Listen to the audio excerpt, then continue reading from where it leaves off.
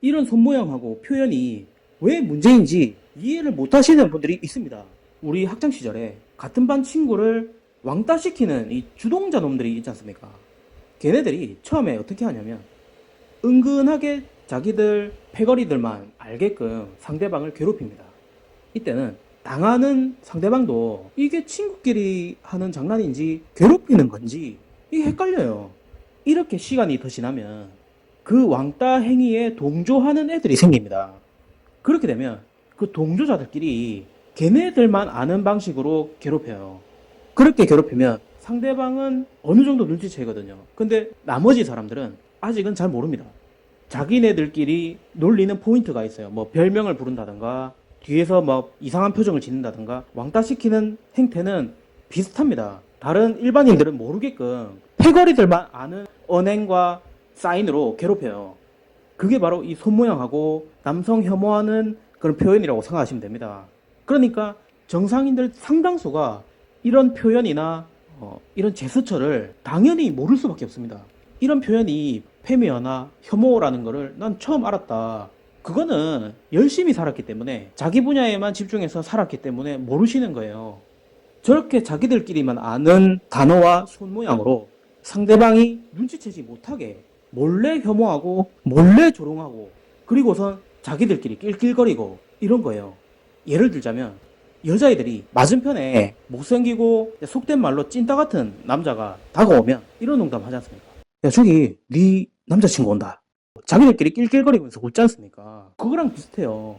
자기네들끼리 몰래 조롱하려고 만든 표현이라고요. 그렇게 몰래 조롱하고 혐오해왔어요. 남성을 상대로.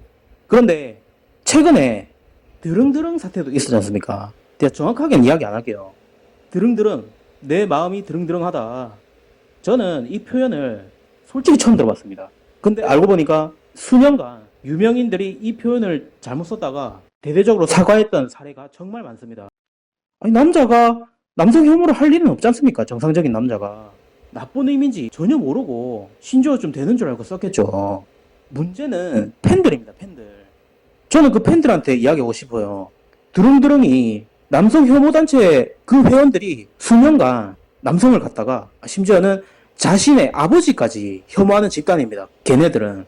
그렇게 그 단체에서 주로 써왔다는 이 객관적인 진실까지 완전히 뭉개버리는 어처구니 없는 태도를 취하고 있습니다. 명백하게 잘못된 표현이 맞지 않습니까? 그럼에도 불구하고 문제없는 표현이라고 그렇게 주장하는 그 팬들 때문에 지금까지 음지에 숨어서 자기들끼리 낄낄거리는데 사용되었던 이 혐오 표현들이 세상 밖으로 나와버린 거예요. 양지로 나온 겁니다. 아까 학창시절에 왕따시키는 그 원리에 대해서 이야기했지 않습니까? 최종적으로는 어떻게 되는지 아십니까? 일부러 당사자에게 들리도록 해서 조롱을 하기 시작합니다.